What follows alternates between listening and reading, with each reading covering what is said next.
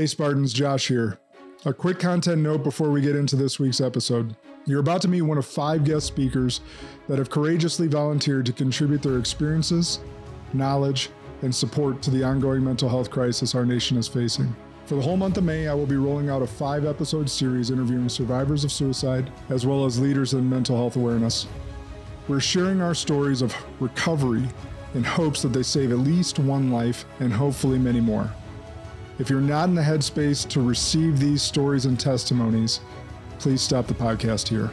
Thank you for listening, and please take care of yourselves. Let's go. I want to get into your story because the audience has to hear this. It is just one of the most incredible stories I've ever heard. I was 19 and I had been diagnosed with the same brain disease that both my birth parents had before me. When you have lethal emotional pain, you're stuck in this tunnel vision where you believe there's no way out and you believe the pain will never end, that it will be this bad forever.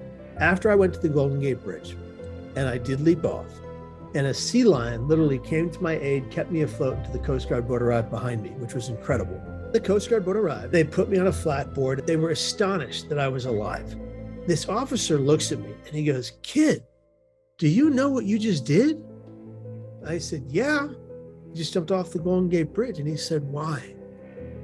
And Josh, I had no reasonable answer. And he said, "This unit has pulled 26 dead bodies from these waters this year alone. And only one live one, you." I had this moment of crystal clarity that no matter the pain I would ever be in again, I would never attempt to take my life. So many people are hiding their pain, they're silencing their pain, and we need to be beacons of light for them. We need to be their beacon of hope.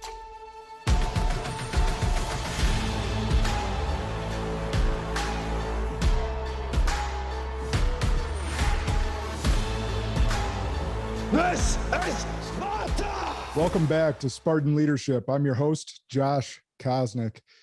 And if you're now just tuning in, May is Mental Health Awareness Month, a topic near and dear to my heart. And so we're going to do it a little bit special this month. All episodes, I'm going to have special guests in to share their experiences. And it's going to conclude with me sharing my experience. So this month has 5 Tuesdays. And we release our podcast on Tuesday mornings, as you all know that are listening. And each episode is going to be honing in on brain health, mental health. Okay, so how far we have come and how far we still have to go. I want to make sure that we have as much impact in these episodes as possible to potentially save a loved one of yours lives or your life. And understand the impact that this has on so many people across not just our country, but the world. So this month you will hear from different types of suicide survivors, one who thought about taking their life, one who walked the fine line of taking their life, one who was left behind by a loved one who did take their life, and one who attempted to take their life. So with me today, back in the year 2000, a 19-year-old man set out to take his own life. He made his way to the Golden Gate Bridge and lunged himself over the edge. But God had different plans for him. With me today, I'm so honored, storyteller, author, speaker, filmmaker, and most of all, suicide survivor. Please welcome me in joining Kevin Hines to the show. Oh, wow. Thank you. Thank you for having me. That was a very kind introduction. I really appreciate that. Well, we really appreciate you taking the time because this is so important to me and my family. As I told you our story, before we get into your story, I said it a couple times, a couple different ways. I wanted to address something I might have said. So nationally, we call it Mental Health Awareness Month. But I heard you on one of my mentors, Ed Milet's show, call it brain health. Is that the more accurate term? Should we be using that more often? You know, I really do believe that. We have this term mental health that is propagated and pushed forward by people all around the world because it's what is known. It's what we define it as. It's what we've called it for centuries. It's what we've pushed, and so that's all we know. But we have to make it more tangible than that. Your brain is an organ just like every other organ in the body, and it too can become diseased. These are brain diseases, brain illnesses, and I call them brain pain. Mental has a negative connotation to the term all by itself. Who, Josh, in their right mind would love to be labeled mental? Anybody you know? I doubt anybody. No, nobody I know. And so I think we need to step forward and be within the times and the here and now and change the terminology, because terminology and language matters. It's just like I never say committed suicide. I say someone died by suicide, just like they would die of any other organ diseased. So it makes it more real, more personal, and we can push forward a message of healing the brain and the mind. We can talk later on about how your gut health affects your brain health. And so the foods you eat can be directly correlated to the brain health issue you are having, or what I formerly call mental health. So I still use the language when I have to. When all around the world I travel and I present in front of different organizations and groups and functions, and they're all using that term. So I enter the room with that term being well known, but every day in my presentations, I will say what I just said to you, that the term mental is outdated and we need to change it. Yeah, and that was something I also learned, not the brain health, but what you said, died by suicide. I learned that when my father-in-law took his own life. You learn that, and it's such a different grief. And I have questions regarding that later on that we'll get into. But the committing, right? Committing a crime, the connotation behind committing, right? It's committing a crime, committing a felony. And then all of a sudden you say committed suicide. Yeah. And all of a sudden it's lumped in that bucket with a really bad connotation. Yeah. So that's when I learned the terminology died by suicide, because it's not the same bucket. Right. It's not the same bucket.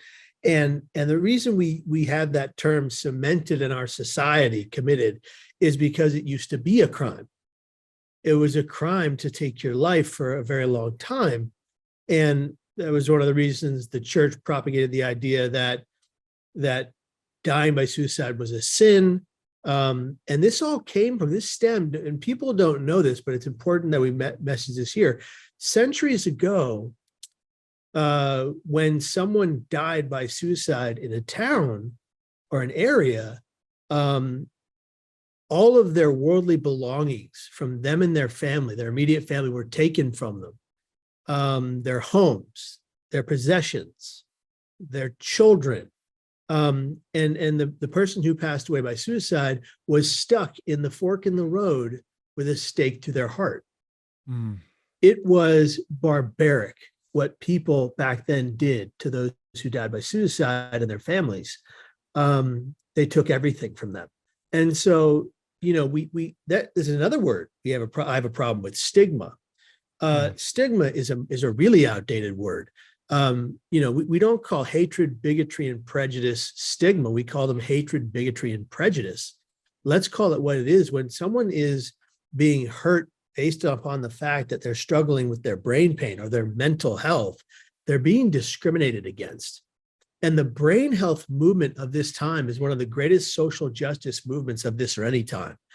When so many people around the world can't get medical treatment for their diagnosis, they can only see a psychiatrist when they're, or see inpatient care when they're drastically suicidal. And in that drastic suicidal ideation, they only get kept inside the ward for maybe 72 hours before they're let go. Their families aren't made aware that they've been let go, so they could potentially go and take their lives somewhere else. There's just such a faulty effort in the brain health system in America and around the world. It's such a broken and dismantled system, much like the foster care system in this country, which I was a foster child. And so in my opinion, we have to move the needle forward in these conversations, change the language on every level, from stigma to mental health and to committed, and really change that language to died by suicide and brain health and discrimination, because those things are much more powerful to talk about than these other lax terms or outdated terms, in my professional opinion. No, 100%. 100%. And when you talk about discrimination, like that's such a hot topic right now, but it's not, there's not the same connotation, right? So discrimination is, race, gender, sexual orientation. Well, let's add in their mental health. And then if we can get some movement behind that, then we can see the needle moved. Yeah. That's a great point. So I want to get into your story because the audience has to hear this. It is just one of the most incredible stories I've ever heard. And I think that just the way God has acted in your life and being able to use you now as a person to help so many people in brain pain. I want to first of all get this stat out there. You heard my intro. Less than 1% of people survived the fall from the Golden Gate Bridge. I think that if I read this correctly when I was doing some research, there's about 2,000 people that have attempted and 36 survivors. So that number has been changed. So here's the thing. And this is what really gets me, because no media outlet I talk to will ever really truly report this. The bridge directorate, the people that own and run the bridge, would like to have us believe that 1,888 people have died off the Golden Gate Bridge, 1,888 people. That number is, by my estimates, nearly 20 to 30 years old. The reality is that people's bodies wash away to sea, never to be found. Parts of the body are found, and then because they only found less than 60% of the body, they don't count that person as a jumper.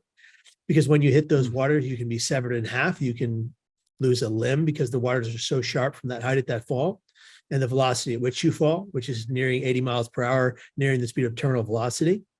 And then there's bodies that fish eat to the bone. So obviously they're never found. Even if a person's note is found in their car, note of suicide is found in the car, on the bridge parking lot, and part of their body is found, they don't count that person. The bridge, some of the bridge patrol agents, the officers who work the highway patrol on the bridge, former ones that I am well connected to, have stated to me that when the bridge directorate would come out with the number that 40 people died in that year, it was more like 60. So how many is the difference for every year, right? In my estimate, there are more like 3,000, 4,000, or much, much higher deaths off the Golden Gate Bridge, because you rarely ever find the bodies that die on the opposite of the San Francisco side, because they're washed away to sea. So the number is much, much higher, and it's just not correct. It's not accurate. And it's a point of frustration for me, because we're all in this collective denial of the true number. So would you say that the survivorship number is correct then? So the survivor number is exactly 41 right now. Okay. I just got off the phone last week with the 41st survivor. His friends contacted me online, and I took the time to chat with this young man. I won't say his name, but he had leapt off the Golden Gate Bridge and survived. And it was just such a wonderful conversation, because I could hear the hope in his voice. And he was so regretful, and he had the same instant regret that I had when I leapt off the Golden Gate Bridge. So there are 41 survivors. 99.9% of the people who have leapt off don't survive. They never again get to tell their stories. And I just feel so blessed that I'm here. But when I did that, I was in the greatest lethal emotional pain at that time I'd ever experienced. So you were 19 years old, correct? Let's take us back. Yeah, let's take it back. I was 19. And I had been diagnosed with the same brain disease that both my birth parents had before me. I'm adopted. They had been diagnosed in their day, in the 70s, with manic depression, what we today call bipolar depression. And so that means I was obviously genetically predisposed twice. My birth mother was triply diagnosed with bipolar, schizophrenia, and substance use disorder. And after they had me, both my birth parents were on drugs. But at 17, I had a complete mental breakdown. literally in front of an audience of 1,200 people on the stage of a theater, performing in a theater show. I was exited from the show mid-show. My teacher had to come on and play my role.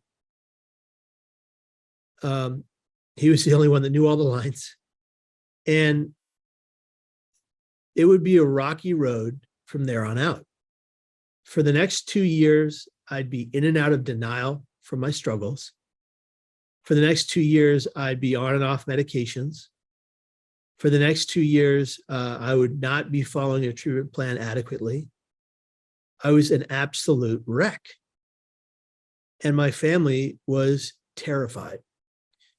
And at 19, I couldn't bear the weight of this pain any longer. And I call it lethal emotional pain. That was a term coined by a friend of mine, Dr. John Draper, who formerly ran the National Suicide Prevention Lifeline.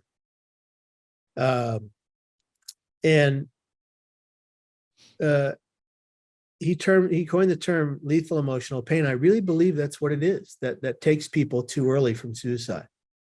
Because, there's pain in our lives that we can always get through. But when you have lethal emotional pain, you're stuck in this tunnel vision where you believe there's no way out, left or right, front or back, and you believe the pain will never end, and you absolutely believe that it will be this bad forever. And so what I've learned today is that I can get through any pain that comes my way. After I went to the Golden Gate Bridge and I did leap off, and a sea lion literally came to my aid, kept me afloat until the Coast Guard boat arrived behind me, which was incredible. This creature who didn't speak my language surfaced me, basically. Bumped me up. You thought it was a shark. I thought it was a shark. I was freaking out. I was punching it with my one good arm, and it wouldn't go away. It just kept circling faster and faster, faster and faster beneath me, bumping me up. So I get to the surface, and no longer am I wading in the water or treading in the water. I'm lying on my back, being kept buoyant by this creature. And I thought it was a shark the whole time. I thought it was a nice shark.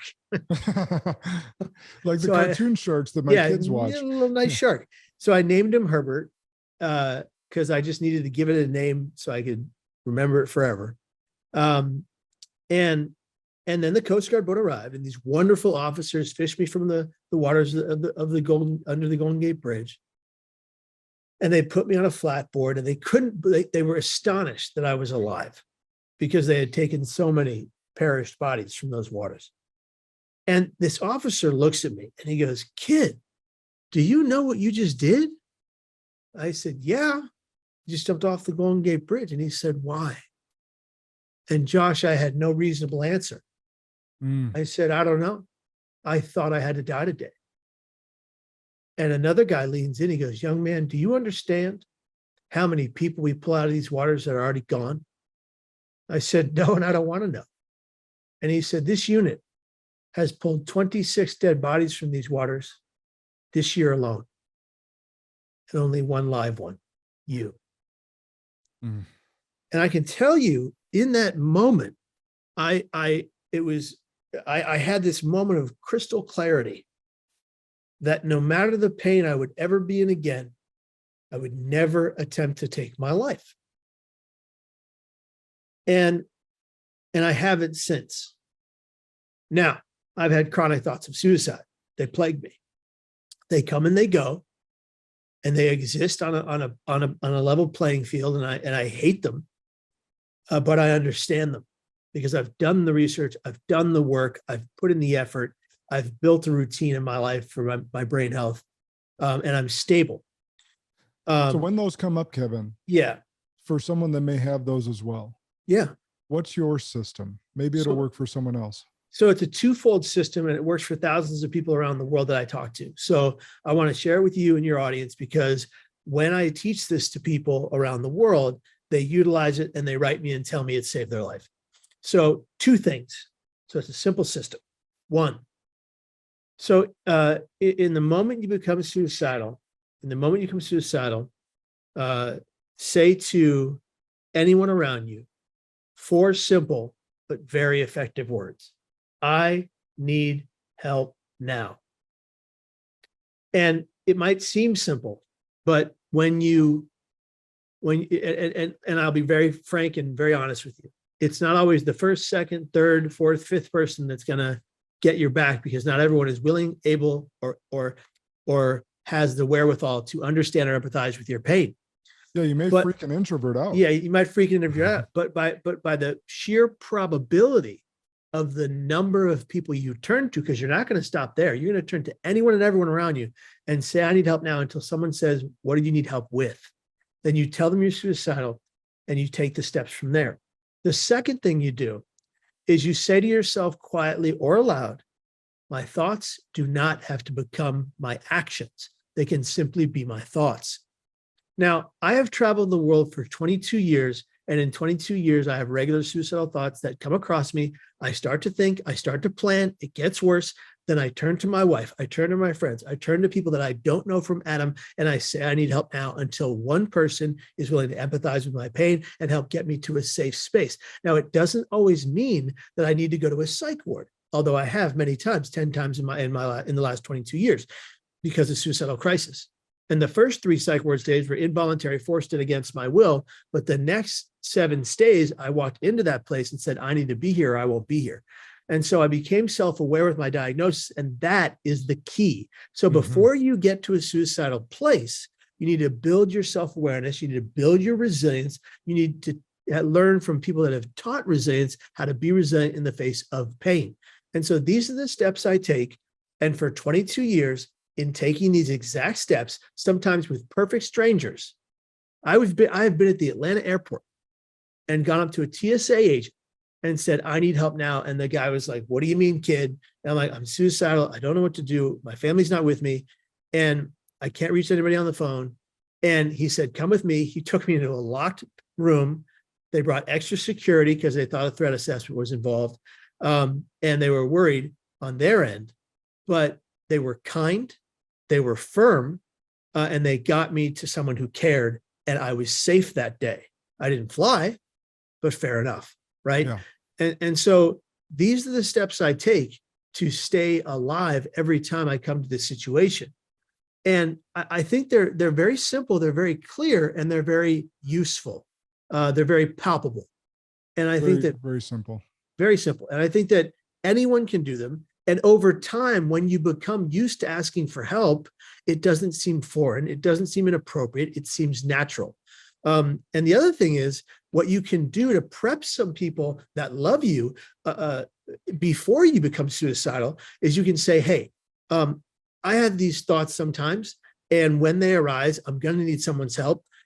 If I was ever in a really dark place and I was thinking of suicide, would you ever consider being there for me? Could I put your number in my phone and make you one of my go-to people? Could I opt you into my wellness plan?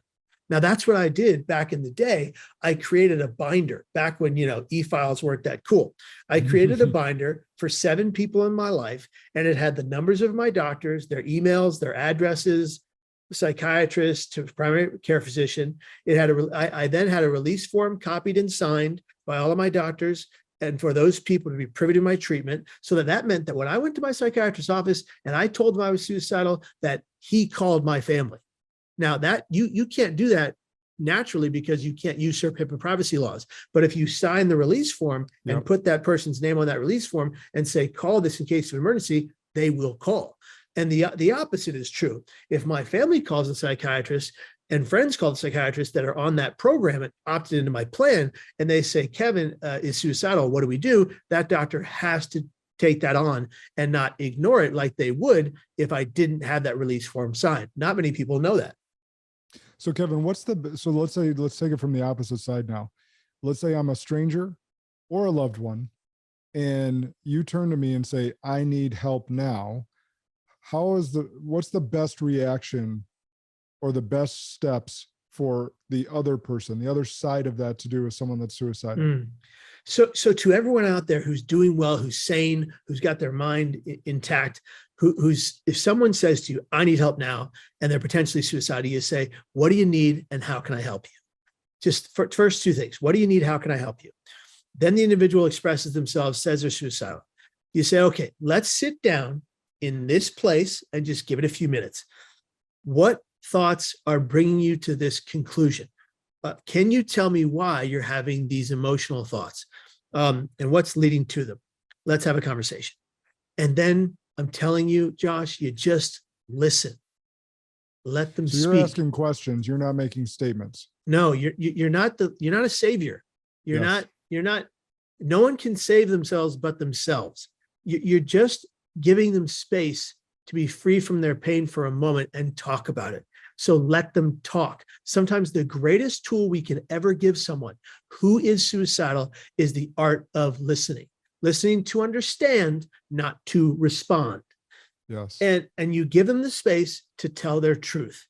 And I'm telling you, Josh, all around the world, I've done this. I've met with people all around the world who give me their words, tell me their pain. And by the end of them telling me their pain, they feel better because they feel a sense of relief of telling what they've never told anyone to someone who understands, empathizes, and cares. There's a thing, Josh, that is really important for people to understand. I did a piece on CBS Sunday Morning about this. It's about Dr. Jerry Motto and the caring letters. Have you ever heard of those? No, I haven't.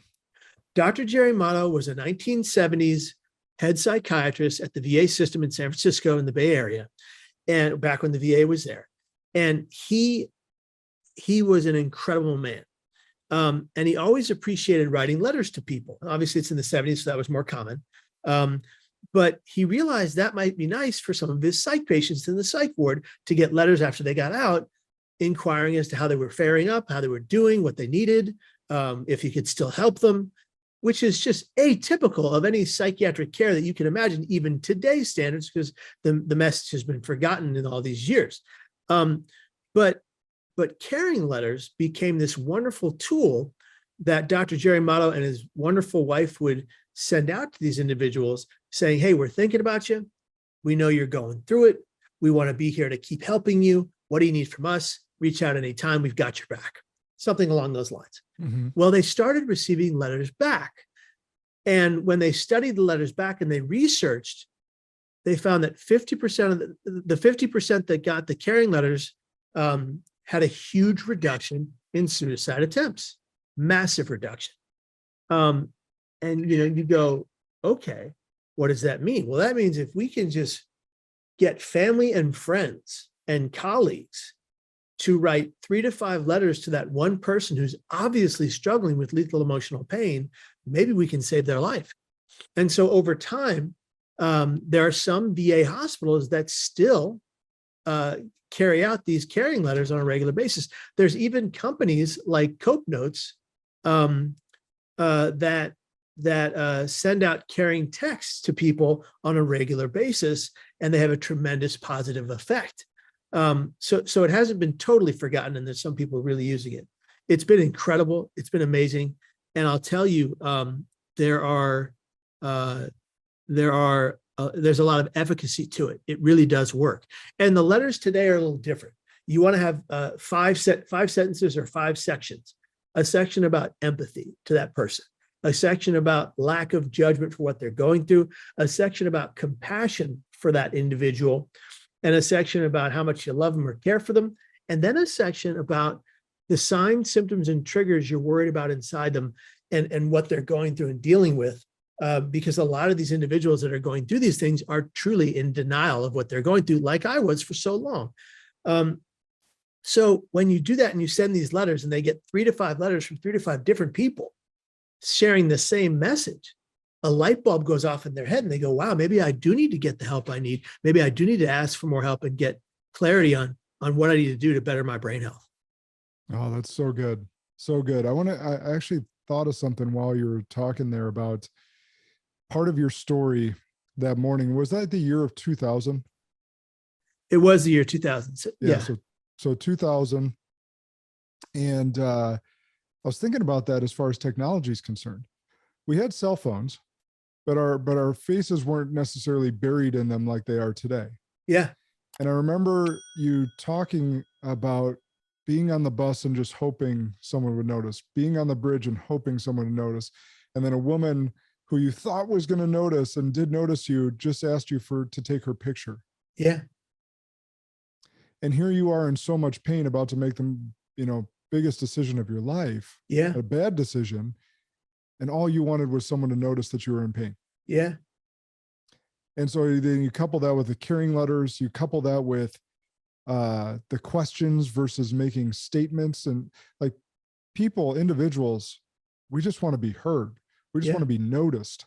Yeah. And I just was thinking about that part of your story because you didn't share that, but you had shared it either on Ed's show or another interview I watched of you, and how anyone that morning that would have noticed could have helped you. Yeah. But they didn't. Right. I will be clear about something. My dad did try. My dad did try very much that morning, but at the time he tried, and this is very important for people to understand, I was not yet ambivalent. I could not see past the pain. And he didn't ask the questions that would elicit my truth. And that's not his fault. He did the best he could with what he knew, but nobody taught Pat Hines suicide prevention. Nobody taught Pat Hines the questions to ask. And I want to teach those to your audience.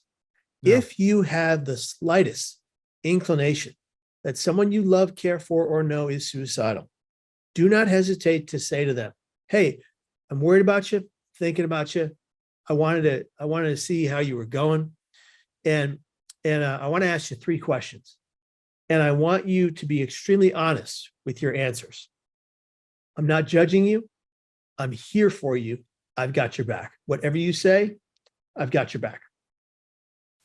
1, are you thinking of killing yourself? 2, have you made plans to take your life? 3, do you have the means to take your life? Those 3 questions in that order. I'll repeat it. 1, are you thinking of killing yourself? 2, have you made plans to take your life? 3, do you have the means? The term, are you thinking of killing yourself, gets a more honest answer than the term, are you thinking of suicide? Because of the taboo on the word suicide. Those 3 questions get a more honest answer than, are you thinking of suicide, and are you thinking of self-harm? Because by definition, self-harm isn't suicide, it's self-harm. We are all, and I say all because it's the general public, afraid of asking those questions because we're afraid of the answers because we don't know what to do next. But I've already defined for you what to do next on this podcast. Well, there is a pause right there, Kevin, because I know we're afraid of those. So coming from someone that has lost someone to suicide, I wish I knew those questions. Yeah. I'm sorry, Josh. Oh, I know. But so I just want to give the other side of that is, people might be scared of asking those questions. But anytime I post about this too, I say, look, I would rather you call me at 3 a.m. than ever receive that phone call again that I lost you. Yep. Right. Yep. So same thing, like those questions might be hard, but if it's your family member, if it's someone that you love, you are going to wish to death that you were armed with those questions versus receiving the phone call that they're no longer there. Yeah. We have to be bold in this new society, and so many people are hiding their pain. They're silencing their pain. They're not unburdened, and they're devastated on the inside, and they're keeping it from everybody. And we need to be beacons of light for them. Yeah. We need to be their beacon of hope. And we can, and you're teaching some great tools and getting behind it. Speaking of, you've been the champion behind getting a safety net put up at the Golden Bridge, or I don't know exactly what you call it, but some sort of device. And that's supposed to culminate this year, correct? Yeah, the suicide deterrent net is being put on the Golden Gate Bridge. It'll be done by December of 2023. Not one more person will ever again die off the Golden Gate. And it will finally become what it was meant to be, the largest, brightest, most powerful beacon for suicide prevention right around the world. I would say I'm a cog in the wheel, not a champion. I'd say that many people got together, a group of like-minded people got together and said, no more are we going to let this happen. We all fought for 22, 30 years to raise the net. The Bridge Directorate, to all their faults and flaws, found the funding to make it so, and really have a huge piece in this success story. The sad part is, as they're building the net, people are still jumping on the sides that don't have netting to their death in the incomplete sections. And I just wish they would be more I wish they would close the walkway until the net was finished. Mm. That would show us that they're not just doing this for publicity to say, we did it. You know, you've been bothering us for 30 years. We did it. I wish they would close the walkway. I wish they would be bold enough to take the hit on tourism and close the walkway, because people like me and the people that are thinking of jumping off that bridge, their lives matter. And if they were shown how much that we all care by closing the entire walkway during the time the net was being put in place, the net would go up faster, it would be cheaper, and less lives would die off the Golden Gate. Yeah, I It's couldn't agree more. What they're doing without closing the walkway, in my opinion, is a half measure. It's Band-Aid. Yeah. Until it's completed. But again, that Yeah. people are still jumping to their death as it's Yeah. being completed. Like Yeah. it just doesn't make any sense. No. So, and the other sad part is that we know, yes, eliminating the Golden Gate Bridge from people dying by suicide. Seeing I'm still working through not saying it myself. And Yeah, I've no, I lived through understand. it, you know, I understand. So I know it is hard for people because we've said it and had it ingrained in our heads for so long. Yeah. But with the sad part is that if it's not the Golden Gate, it's something else. Yeah. For a lot of people that are struggling with brain pain. So we still got to get to the root of the issues, which I know you're championing. I keep using that word because you are championing so many things. So you're on a mission to improve the lives of those and attitudes toward people with brain pain. So tell me more about the impact, or tell the audience more about the impact that you're having, speaking all over the world. And I know I want to get into the documentary in a little bit as well, but Sure. how can the audience, I really want to make sure, because those that listen that know my story know the passion that we have around that. And I know your passion is just all around this. So how can the audience support you? What else is going on out there that we can continue to fund this mission? Well, I really appreciate that, and I really appreciate you giving me this platform to share that message. That means a lot to me. And I'm glad you know Ed, and that he's your mentor. He's incredible. He's a beautiful human being. Agreed. But you know, we are making a film called The Net.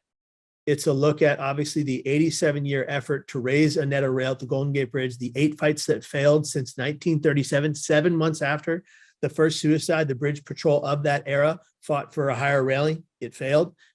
7 other subsequent fights failed. This fight has won. This effort has won. And it's a look at the battle we had with the bridge directorate and how they came around over time and why it took this long to do the right thing. It's an incredible film that we're looking to finish this year. And I'll be very honest, we're looking for finishing funding, and we're trying to work on that effort. And if people are interested in helping with that cause, they can simply reach me at Kevin Hines Story on all social medias, and give me a private message and let me know they're interested in helping. We really can use help from all angles, and any amount helps. It's a film that will go down in history as one of the most, I think, powerful cinematic visions you'll ever see. And it's a story that will never happen again and has never happened like this before. The Golden Gate Bridge is the most recognized structure in the world. It's an Art Deco masterpiece that's currently not safe. And we have fought so hard to make it safe. It's finally happening. We're chronicling that effort. It's going to be beautiful. That's awesome. And for those that don't know, I gave it in the bio, but Kevin is a gifted filmmaker. So make sure that you're getting towards this funding, and making sure, if you feel in your heart, in your ethos of whatever you pray about, and this is a passion of yours, make sure you get to kevinhinesstory.com and give some funding over there. Thank you. So I didn't know that. The most recognized structure in the world, you know, you think about like Great Wall of China, you think about Statue of Liberty, all the different things. And the Golden Gate Bridge is the most recognized structure in the world.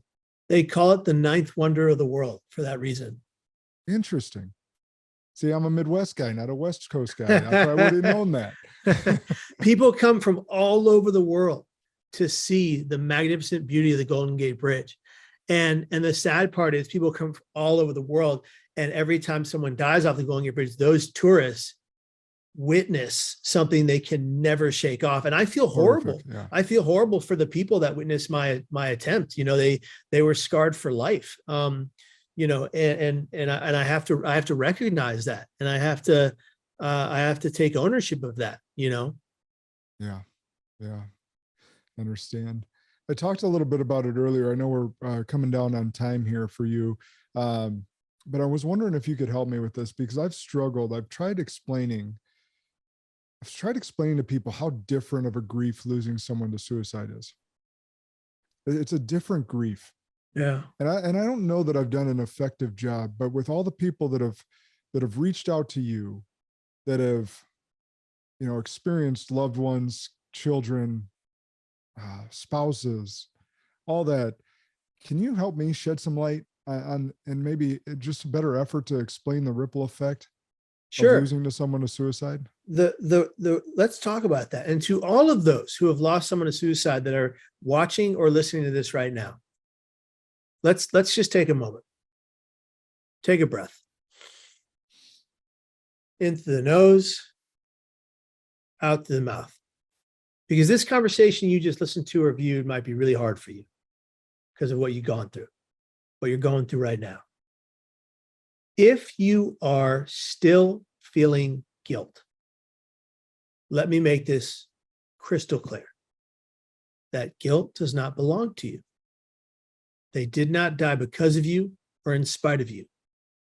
They died because of a lethal emotional pain that had likely nothing to do with you. Release the guilt. Release it from your shoulders.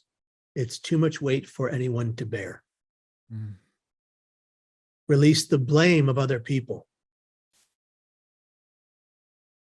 Release it. One more breath.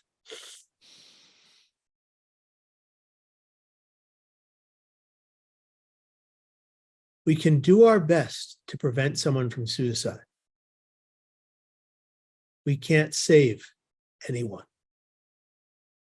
They have to put in the work, put in the effort, become self-aware, and save themselves. Now, that said, we can help them along the way as much as humanly possible. We can guide them to the best of our ability. We can give them the best advice that we know.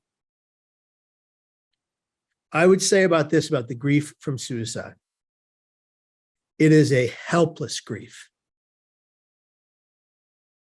It is a grief that leaves you hopeless. And it's different from someone dying of any other type of death, because the individual took themselves from you. They weren't murdered. They didn't die of cancer. They didn't die of heart, lung, liver, or kidney disease. They died because their hands took them. And that is irreversible. And it is visceral. And it leaves you. It leaves the person that's left, the people that are left behind, in their own type of emotional pain in perpetuity. I say to families around the world, especially in America, we have this view on grief. Oh, it's Johnny, it's been 2 years. Come on, it's been 2 years. Hey, it's been 10 years. It's been 10 years. If you love someone unconditionally, you get to grieve their loss however, wherever, whenever, and for as long as you need to for the rest of your life. Don't let anybody ever tell you how to grieve. Someone tells you you should stop grieving for someone, you tell them Kevin Hines said to them, sit down and be quiet. You get to grieve those you lost, who you love unconditionally, until the end of your time. My suggestion to you is to find purpose in the loss and pain. Find purpose, build a foundation, help other people heal. Give yourself meaning in the loss so that person did not die in vain. That's so good. And that was for me, because sitting here, and it's interesting you said that, because and didn't intend to go there. And we're coming up on 5 years of my father-in-law's passing. So Tom, it's interesting. So you're right. And I've watched some of my mother-in-law's own family members turn against her and say some of the things that you just said there about time. And because she's found love again, now they're resenting her for that. Yeah. It's insane. Did you say his name was Tom? His name was Tom. Yeah. Tom. Can I say a prayer for him real quick? Oh, I would love that. Okay. May the soul of the faithfully departed Tom, to the mercy of God, rest in peace. Amen. May the soul of the faithfully departed Tom, to the mercy of God, rest in peace. Amen. May the soul of the faithfully departed, to the mercy of Tom, rest in peace. Amen. Tom, we miss you. We love you. We hope you are at peace. Amen. Amen. Thank you for that. My daughter, my 7-year-old, they always pray. They never forget. And she was praying for him last night. You know, my wife and oldest daughter are a little bit ill. They just have a virus. And so she wrote a prayer out. And I posted it on social media today because it was so cute. But Papa Tom never leaves the prayers. And they were so little. But it's just interesting what you said on the grief and how people, and especially in America, like this timing should be gone, or because she's found love again, that she still doesn't carry this PTSD with her. Yeah. It's just interesting to see that, and people really need to find their own compassion and empathy and all that. You know, it hits me like, we have that tendency to push off grief, but like when you love someone that hard, you should grieve that hard. Yeah. You should grieve as much as you loved, and that's okay. There's nothing wrong with that. We can't be afraid of grief. We have to tackle it head on. And I've lost a lot of people in my life. I've lost 16 people to suicide. I'm not immune to this. 16 people in my life have taken their lives, and it doesn't get easier any day. And I pray for them every single day, all of them, and they're gone, but I can learn lessons every day from them, so that when I become suicidal, I think of the 16 people that died that way, that I know, that my family knows, or that my friends even know, or my colleagues know. And I say to myself, I can't go out that way. Look what their deaths do to me every day. I don't want to do that to anyone else. Yeah. When we were driving to Indiana the night that we got that call, I grabbed my wife's hand and said, I will never do that to you. And that wasn't a slight towards your father either. It was just like, I'm making a promise to her that I will never do that. Yeah. Because the only other man in her life at that point now is me. And I wanted to reassure her that I'm not going out like that. So in wrapping up here, one of my favorite quotes I've heard you say is, life is a gift. That's why they call it the present. Cherish it always.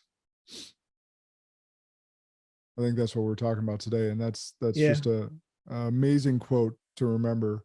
I've heard it said other ways, but that's just brief and great. So I really want to thank you for your time today, Kevin. It was emotional. I knew all these conversations were going to be emotional for me. Yeah. Going into this month, just being, having lived through this and with a very dear loved one. And, but your story is just so powerful, and the work that you're doing to not only not the movie, the bridge, the speaking, all the things that you're doing to help impact those with brain pain. I know that people got a lot out of this conversation today, and I want to throw this invite out to you. Anytime, and I mean this, anytime you want a reprieve from the big city and come to the Midwest, you got a spot to stay. You can stay on the property, experience the animals. Just wow. Like the cell service here is shitty. So that's perfect. That's good. I unwind. That's what I'm saying. You and your wife want to come out here and unwind. You have an open invitation. Thank you, my friend. Well, thank you. I'll take you up on that. All right. And everyone, please share this episode. Kevin's story is something that needs to be shared and heard. I know you got a lot out of today. I'm a loved one of a suicide survivor. So it's like, I got a lot out today. So I know you did. So remember, as I always end these, good and great are the enemies of possible. Lead like a Spartan today.